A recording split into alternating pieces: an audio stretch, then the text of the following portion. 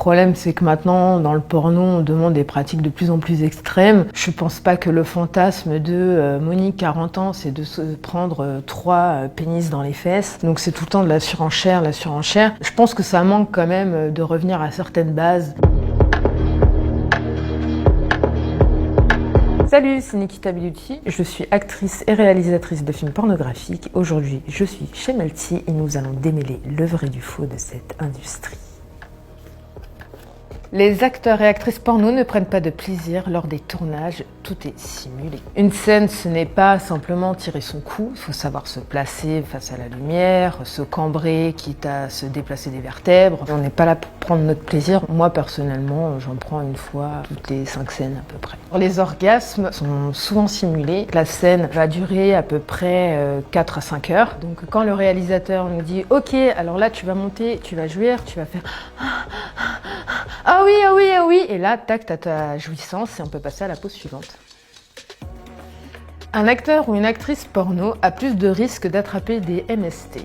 Alors, pas du tout. De toute façon, le risque zéro n'existe pas. Il faut savoir que dans cette industrie, nous sommes testés tous les 15 jours. Donc, c'est des tests complets. À partir du moment où il y a quelque chose de positif, donc ça peut être une chlamydia par exemple, qui n'est pas quelque chose de grave en soi, mais qu'il faut traiter. On passe en quarantaine, on prend notre traitement. Et à partir du moment où on est guéri, là, on peut recommencer à travailler. Si on n'a pas de test, il n'y a pas de tournage. J'invite du coup aux gens civils hors porno à ne pas faire uniquement le test du VIH, mais les chlamydia, les gonorrhées, etc. et faire ça consensueusement.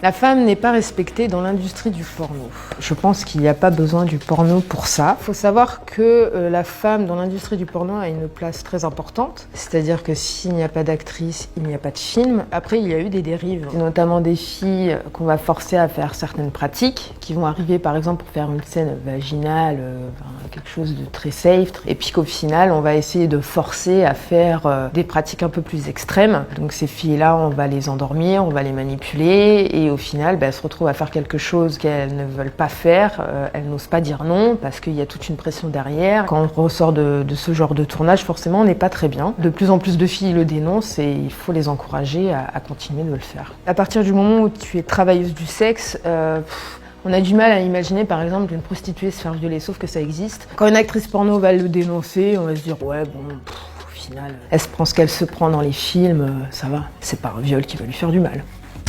Le sexe dans le porno, c'est comme le sexe dans la vraie vie. Pas du tout. Le cinéma porno, c'est du cinéma. On va mettre en image des fantasmes que le téléspectateur a. Les scènes, moi, que j'ai pu faire, c'est pas forcément la sexualité que j'ai en privé. Le problème, c'est que maintenant, dans le porno, on demande des pratiques de plus en plus extrêmes. Je pense pas que le fantasme de Monique, 40 ans, c'est de se prendre 3 pénis dans les fesses. Donc c'est tout le temps de la surenchère, la surenchère. Je pense que ça manque quand même de revenir à certaines bases. Par exemple, dans le porno, on voit jamais de vrais bisous, de vraies tendresses, et ça peut être tout autant excitant. Je pense que ça peut causer des soucis. Par exemple, quand un adolescent consomme ce genre de scène, qui construit sa propre sexualité, j'ai bien peur que la première fois avec son amoureuse, il fasse ce qu'il a vu sur un film porno. Sauf qu'il faut surtout pas faire ce que tu vois dans un film porno. Il faut d'abord le consentement, tout ça, un peu de douceur, de bisous, d'amour, voilà. Les érections des acteurs de porno durent des heures. Oui. Forcément, la plupart des acteurs porno ne bandent pas durant des heures sans rien. Forcément, les acteurs prennent toujours un petit stimulant. C'est pour ça qu'on voit toujours des sexes imposants, très gros, bien durs. Ils sont un peu obligés parce que je mets n'importe qui au défi d'avoir une érection pendant près de 6 heures. C'est pas si facile que ça. Moi, je m'en souviens d'un tournage, c'était à Prague. Un acteur avait pris un peu trop de produits pour son érection. Et le problème, c'est qu'il a bandé toute la nuit, mais il en pouvait plus. Enfin, il y a un moment donné, c'était un carnage. Il est parti à l'hôpital se faire, je crois, pomper tout le sang. Du coup, il revient à l'appartement, il avait un bandage comme ça tout autour de la queue. C'était assez drôle, le pauvre. Dans les gonzos, la violence, c'est réel. Alors, les gonzos sont des scènes où il n'y a pas de scénario. C'est-à-dire qu'on laisse les acteurs faire ce qu'ils font et puis on appuie sur rec et puis c'est tout. Donc la violence n'est absolument pas réelle, c'est une fois de plus du cinéma. Quand on fait un film de guerre, il n'y a pas de mort, c'est des fausses balles avec du faux sang et là c'est des fausses claques. Après je pense qu'il faut savoir prendre le recul sur ces scènes-là et bien comprendre que c'est du cinéma. Enfin, quand on voit une actrice dans un film se prendre une gifle, c'est pas pour autant que ta femme, quand tu rentres chez toi, tu en décolles une quoi. Enfin, il y a un moment donné, il faut savoir faire la part des choses. Les actrices porno n'ont ni mec, ni vie sexuelle en dehors des tournages.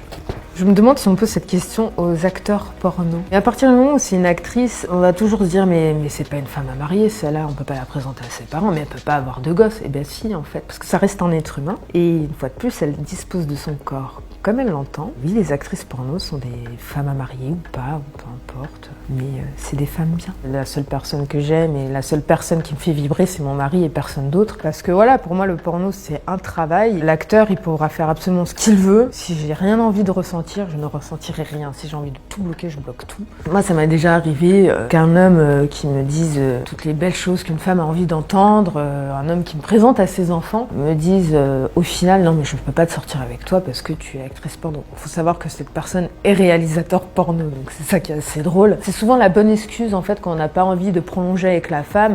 Qu'est-ce que je peux lui dire? Comment je peux m'en débarrasser? Ah ben oui, je vais lui dire qu'elle est actrice porno, que ça va déranger mes enfants, donc forcément là, quand on l'a dans le lit, on est bien content. Après, il faut assumer. Pour faire croire à une éjaculation plus importante, des fluides semblables au sperme sont jetés en même temps. Oui, ça arrive qu'on utilise du Gaviscon. En plus, pour les reflux gastriques, c'est plutôt pas mal, donc 2 en 1. Vous prenez un petit sachet de Gaviscon en vente libre en pharmacie sans ordonnance. En gros, bon, tu ouvres le prépuce, tu mets ton Gaviscon dedans et là, et là, t'as du Gaviscon partout sur le visage. Une éjaculation féminine, ça peut être fake aussi, c'est-à-dire que tu bois beaucoup d'eau avant ta scène et ça te déclenche ton envie d'uriner et voilà, et après tu peux avoir oh mais qu'est-ce qu'elle jouit bien. Ben non, c'est faux. On ne choisit pas de devenir actrice porno. Pour ma part, je l'ai complètement choisi parce que j'étais consommatrice de films, parce que j'ai fantasmé sur un acteur et j'ai rencontré cet acteur. Et par la suite, je me suis dit, oh, je ferais bien une scène, mais vraiment que pour le fantasme. Puis finalement, cette scène m'a plu. Du coup, j'ai recommencé, et du coup, je suis restée en tout et pour tout 9 ans dans cette industrie-là. Pour être dans ce milieu, oui, il faut avoir les épaules solides. Après, c'est sûr que si t'es une fille un petit peu paumée, ne le fais pas, quoi. T'as quelques actrices qui ont leur mec, ou leur mac, si je puis dire, qui vont accompagner la fille sur les tournages. Et t'en as beaucoup, oui, qui sont contrôlés par leur mec et qui, du coup, font des scènes qu'elles n'ont pas forcément envie de faire. Ça existe des maris, des petits copains qui se prennent pour l'agent, sauf que dans le porno français, ça n'existe pas. À partir du moment où tu te considères comme agent, tu es proxénète. Faut le savoir, donc oui, ça existe. Le porno gratuit détruit l'industrie complètement. En fait, le porno gratuit, c'est des scènes qui ont été piratées, qui ont été volées et qui se retrouvent sur tous les tubes. C'est absolument pas gratuit. Branlez-vous éthique, payez votre porno, quoi.